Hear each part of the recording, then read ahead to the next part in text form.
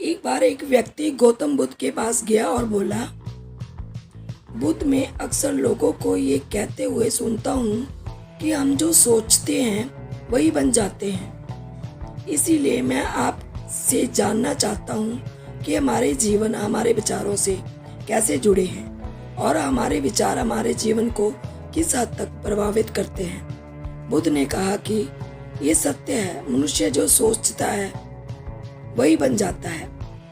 कोई भी विचार जिसे हम लंबे समय तक अपने मन में रखते हैं और उसके बारे में हम बार बार सोचते रहते हैं, हम वैसे ही बन जाते हैं। लोग इन्हीं के साथ अपना निर्णय करते हैं जिसके बारे में वह लगातार सोचता रहता है।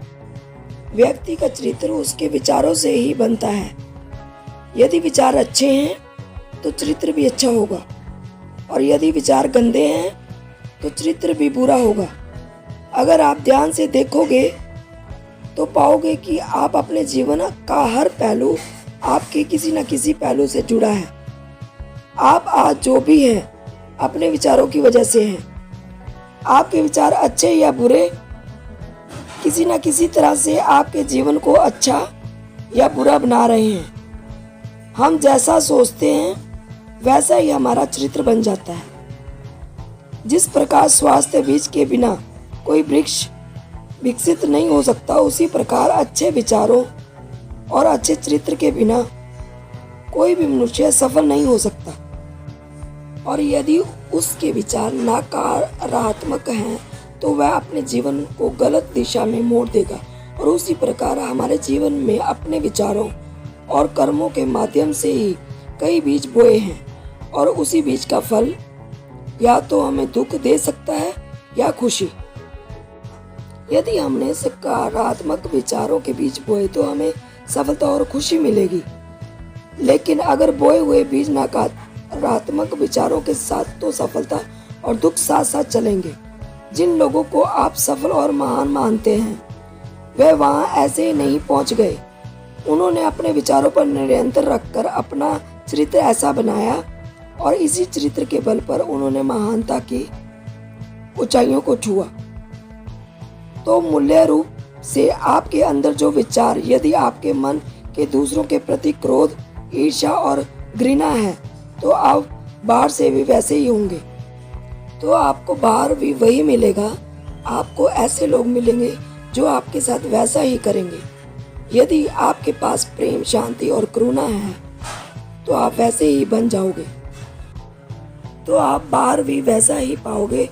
और जो ऐसे विचार रखता है उसे सम्मान और प्यार दोनों मिलता है। मनुष्य अपने जीवन का निर्माता स्वयं है, और वो उसे बिगाड़े या ठीक रखे। मनुष्य अपने चरित्र का निर्माण अपने कार्यों और विचारों से करता है, अपना समुदाय बनाता है, अपनी किस्मत खुद लिखता है। उसके बाद व्यक्ति ने कहा, लेकिन बुद्ध, मैं अपने विचारों से खुद को कैसे सुधार सकता हूँ? बुद्ध ने कहा, अगर तुम खुद को सुधारना चाहते हो तो सबसे पहले अपने विचारों पर ध्यान देना शुरू करो। तुम्हें ये देखना होगा कि तुम दिन भर क्या सोच रहे हो। क्या तुम दिन भर मन में बुराई और लोगों के प्रति नफरत पाल रहे हो? आपको बस इस बात पर ध्यान देना है कि आप अच्छाई की ओर जा रहे हो या बुराई की ओर। जब आप अच्छे से समझ जाओगे कि आपके दिमाग में अच्छे विचार चलते हैं या बुरे, तभी आप सोचने के तरीके में बड़ा सकारात्मक बदलाव कर पाएंगे। आपके अंदर कभी ना खत्म होने वाला खजाना है। आप नहीं जानते कि आप क्या कर सकते हैं, आप किस तरह की अद्भुत शक्तियां प्राप्त कर सकते हैं। आपने महान योद्धाओं और महान लोगों के बारे में तो सुना ही होगा। यदि आपको उनकी शक्तियों पर विश्वास नहीं है तो आपको बस ये मानना होगा कि आग के बिना धुआं नहीं होता। जरूर उनमें कुछ तो बात होगी जिनकी वजह से उनके बारे में इतना लिखा और कहा गया है। वो कौन लोग थे और दुनिया में महान योद्धा और आदर्श के रूप में पूजे जाते थे? अगर हम और गहराई से सोचें तो वो ये लोग थे जिन्होंने अपने भीतर अटूट खजाने को पहचाना और लोग अभ्यास करते रहे। और सभी की भलाई करने वाले लोगों की मदद करते और खुद को बेहतर बनाते रहे और वह दुनिया में महान और अमर हो गए। और अगर आप भी वैसा ही करना चाहते हो तो सबसे पहले आपको अपने विचारों पर ध्यान देना होगा। बुद्धि ने आगे कहा, एक व्यक्ति के मन की बगीचे से तुलना की जा सकती है और बगीचे को साफ और सुंदर रखना, समय समय पर उसमें पानी देना पड़ता है, पौधों की देखभाल करनी पड़ती है। इस तरह हमें अपने मन को भी सुंदर और सकारात्मक बनाए रखने के लिए उसका ख्याल रखना होगा और उसमें लगातार नकारात्मक विचारों को हटाकर सकारात्मक विचारों की जगह देनी होगी। इसके लिए हमें डर, चिंता, नफरत और ईर्ष्या जैसी भावनाओं से हमें खुद को दूर रखना होगा और इसके लिए आपको अपने अंदर चल रहे विचारों पर लगातार ध्यान देना होगा। किसी भी व्यक्ति के अंदर उठने वाले विचार और उसका चरित्र अधिकतर उसके आसपास के वातावरण और परिस्थितियों पर निर्भर करते हैं, लेकिन इसका मतलब ये नहीं कि किसी की व्यक्ति की स्थिति खराब है या उसके विचार सदैव गलत रहे होंगे। वो उन पर ध्यान देकर अपने विचारों को बदल सकता है और जैसे ही उस व्यक्ति के अंदर विचार बदल जाते हैं तो उसका चरित्र और उसके काम करने का तरीका अपने आप बदल जाता है। ये सभी चीजें धीरे धीरे सीखनी होती हैं। विचारों के काम करने के तरीके को समझना होगा। आपको सबसे पहले ये स्वीकार करना होगा कि जो काम सामने वाला कर सकता है वो आप भी कर सकते हो। आपको बस उसका बार बार अभ्यास करने की जरूरत है। कई चीजें सीखने की जरूरत है। जैसे जैसे आपका मन बदलेगा आपकी परिस्थितियां भी बदल जाएंगी। आप जो भी विचार बीज रूप में अपने मन में डालते जाएंगे ये धीरे धीरे आपके चरित्र और कार्यों में दिखना शुरू हो जाएगा और एक बार वह विचार आपके अंदर आ जाएंगे तो आपको सफल होने में कोई नहीं रोक पाएगा। लेकिन अगर वो बीज या विचार नकारात्मक है तो आपको सफलता में कोई नहीं बचा पाएगा। इसलिए अपने विचारों के प्रति बहुत जागरूक होने की जरूरत है। आप अपने अंदर किस प्रकार के विचार ला रहे हैं, एक बात हमेशा याद रखें, हमें वह नहीं मिलता जो हम चाहते हैं, बल्कि हमें वह मिलता है जो हम हैं और हम अपने विचार हैं। इसीलिए इच्छा रखना और उस इच्छा के बारे में अच्छा सोचते रहना और उसे पूरा करने का प्रयास करना दो बिल्कुल अलग चीजें हैं। क्योंकि अच्छा तो हर कोई करता है, लेकिन उस इच्छा के बारे में लगातार सकारात्मक सोच और उसे पाने के लिए कड़ी मेहनत करना बहुत ही कम लोग ऐसा कर पाते हैं। इसीलिए अगर आप अपनी परिस्थितियों को बदलना चाहते हैं तो सबसे पहले आपको खुद को बदलना होगा। लेकिन ज्यादातर लोग तो अपनी परिस्थितियों को बदलना चाहते हैं, लेकिन अगर अपने सोचने और काम करने के तरीके को नहीं बदलना चाहते, अगर लोग ऐसे ही रहेंगे और उनकी हालत कभी नहीं बदलेगी। फिर उस व्यक्ति ने कहा कि बुद्ध, हमारे विचारों का हमारे शरीर पर क्या प्रभाव पड़ता है। फिर गौतम बुद्ध कहते हैं कि हमारा शरीर हमारे दिमाग का गुलाम है। हम जो भी सोचते हैं उसका पहला प्रभाव हमारे शरीर पर ही पड़ता है। आपने देखा होगा कि जो लोग बहुत अधिक चिंता करते हैं और डरते हैं वह जल्दी ही बीमार पड़ जाते हैं। साथ ही जो लोग दूसरों से ईर्ष्या करते हैं और हमेशा नकारात्मक सोचते हैं और वह भी जल्द मानसिक और शारीरिक बीमारी का शिकार हो जाते हैं। और अगर आप ऐसा सोचते हैं तो आपके साथ ही ऐसा ही होगा। इसके विपरीत जो लोग हमेशा खुश रहते हैं वह दूसरों के बारे में अच्छा सोचते हैं, हमेशा स्वस्थ रहने के बारे में ही सोचते रहते हैं, तो उनकी ऊर्जा एक समान हो जाती है और उस ऊर्जा का सकारात्मक प्रभाव सबसे पहले उनके शरीर पर पड़ता है।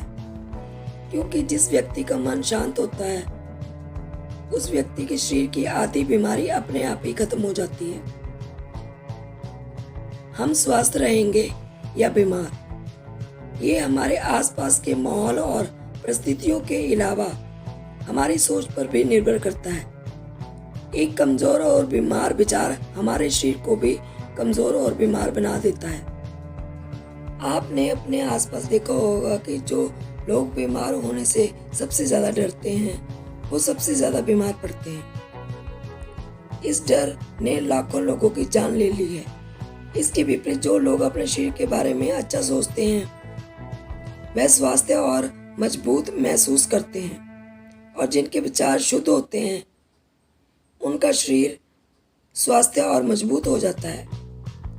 वैसे ही हमारा शरीर सिर्फ एक उपकरण है और हमारा दिमाग उस उपकरण को निरंतर कर रहा है। जैसे अच्छा भोजन हमारे शरीर के लिए जरूरी है, उसी तरह अच्छी सोच यह हमारे शरीर के लिए बहुत महत्वपूर्ण है। जैसे कि आपके विचार शुद्ध हो जाएंगे, इसका सबसे पहला असर आपके शरीर पर दिखाई देता है। एक शुद्ध और सकारात्मक दिमाग आपको कभी भी खराब खाना खाने नहीं देगा। इसीलिए सबसे पहले अपने दिमाग को सुरक्षित रखें, फिर यही दिमाग आपके शरीर को हर बीमारी से बचाएगा।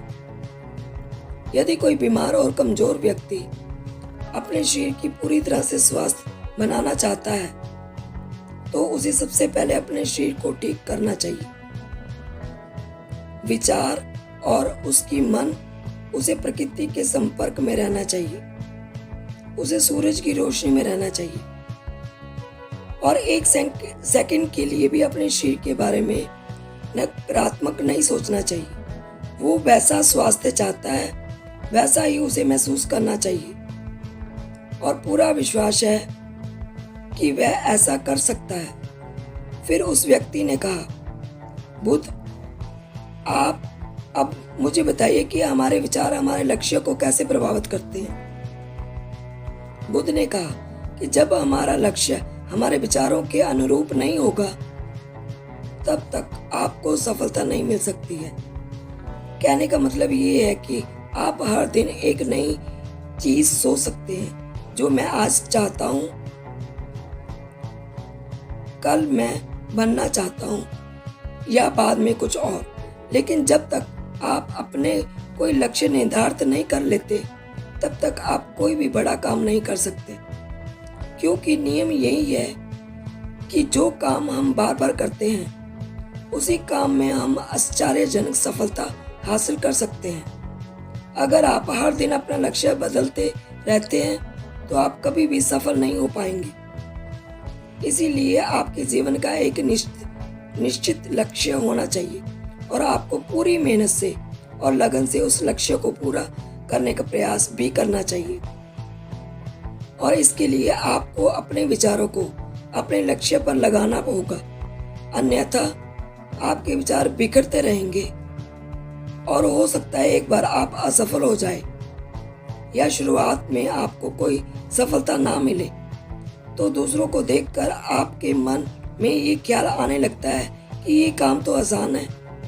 जब वह काम में सफल हो सकता है तो मैं सफल होकर अच्छा पैसा और नाम कमा सकता हूँ, और ये भी संभव है कि इस काम में असफल होकर भी आप दूसरी तरफ भागो।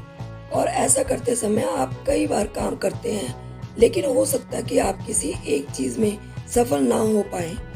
इसीलिए आपको पहले एक चीज तय करनी होगी, तभी आपके विचार एक काम पर फोकस कर पाएंगे। तब आपका वह लक्ष्य कुछ भी हो सकता है, चाहे मन की शांति पाना हो या फिर अमीर बनना हो। लेकिन याद रखें, लक्ष्य वही है जो कि आपके विचारों को एक दिशा में केंद्रित रख सके। लेकिन अगर आप बार बार अपने लक्ष्य को हासिल करने में असफल हो रहे हैं कि इसका मतलब ये नहीं है कि आप उसे हासिल नहीं कर पाएंगे, बल्कि इसका मतलब ये है कि आपके पास अपने लक्ष्य को हासिल करने का तरीका गलत है। इसीलिए आपको अपना लक्ष्य नहीं बदलना है, बल्कि अपनी सोच और काम करने का तरीका बदलना है। अगर आप ऐसा करेंगे और आप धीरे धीरे सीख जाएंगे और अपने लक्ष्य तक पहुंच जाएंगे। अपनी सफलताओं से कभी मत डरो, अगर आप कुछ बड़ा हासिल करना चाहते हैं तो आपको अंदर से बहुत मजबूत होना पड़ेगा, क्योंकि चाहे आप कुछ भी करें, लोग अक्सर आपको अपनी बातों से कमज़ोर, हताश करने की कोशिश करेंगे। इसीलिए अगर आप डरोगे तो आप अपनी किसी भी लक्ष्य में सफलता हासिल नहीं कर पाएंगे, क्योंकि डर आपकी सभी आशाओं को नष्ट कर देता है और आपके सभी विचार केवल आपके डर तक ही सीमित रह जाएंगे और डर डर के आप खुद को शारीरिक और मानसिक रूप से बीमार बना लेते हैं। अब आपको समझ आ जाएगा कि आपने अपने झूठे डर के एहसास में आकर कितनी बड़ी गलत बात कर दी और इसके लिए आप उस स्थिति से बाहर निकलना बहुत मुश्किल हो जाएगा। इसीलिए सबसे पहले लक्ष्य बनाइए ताकि आपके विचार उसे केंद्रित हो सके। फिर उसके बाद आप बार बार असफल होते हैं तो भी घबराइए नहीं, क्योंकि यह लक्ष्य हासिल करने का एक हिस्सा है और पूरा विश्वास रखिए कि आप जरूर सफल होंगे और एक दिन आप भी सफल हो जाओगे। फिर उस व्यक्ति ने कहा, कुछ विचारों और मन की शांति के बीच क्या अंतर है? बुद्ध ने बताया कि मन की शांति एक ऐसा खजाना है जिसे दुनिया के 1% लोग भी हासिल नहीं कर सकते, और जिसने ये खजाना हासिल कर लिया है वह दुनिया के सबसे भाग्यशाली इंसान है। इस भीड़ में सबसे अलग दिखता है। ये कहना उतना आसान नहीं है जितना लगता है। मन की शांति केवल लंबे समय तक आत्म नियंत्रण के माध्यम से ही प्राप्त की जा सकती है। जब कोई व्यक्ति खुद को समझता है और दुनिया प्यार और प्यार के बीच में अंतर को समझती है, उसके अंदर नफरत, डर और ईर्ष्या जैसी भावनाएं खत्म हो जाती हैं। तब एक दिन व्यक्ति को मन की सच्ची शांति मिल सकती है और यही इंसान का अंतिम लक्ष्य भी है। एक शांति व्यक्ति सबसे खराब परिस्थितियों में भी खुद को नियंत्रित कर सकता है। एक शांति व्यक्ति के पास जितनी मानसिक शक्ति होती है उतनी किसी और के पास नहीं होती। शांत व्यक्ति का अर्थ है वह व्यक्ति जिसका मन सदैव शांत हो, क्योंकि जैसे ही आपका मन शांत हो जाता है आपके विचार भी शांत हो जाएंगे और तब आपको महसूस होगा कि सचमुच आपका दिमाग कितना शांत है। जैसे कि आपको मानसिक शांति मिलेगी, आप महसूस करोगे आपकी मानसिक शक्ति इतनी बढ़ गई है कि आपके लिए सब कुछ आसान हो गया है। आप जहाँ भी हो, आपकी परिस्थितियां जो भी हों, आप खुद को स्वीकार करना शुरू कर दोगे। आप हमेशा खुश रहेंगे। अगर आप ये मुकाम हासिल करना चाहते हैं कि इसकी शुरुआत आपको अपने विचारों से करनी होगी। अपने विचारों पर नियंत्रण और अपने विचारों पर यह नियंत्रण आप केवल और केवल अपने ज्ञान के माध्यम से ही प्राप्त कर सकते हैं। इतना कहकर खुद चुप हो गए और ध्यान करने लगे और वह व्यक्ति भी आपको प्रणाम कर वहां से चला गया। तो दोस्तों, मैं आशा करता हूँ कि आपको इस वीडियो में काफी कुछ सीखने को मिला होगा। तो फिर मिलते हैं अगली वीडियो में।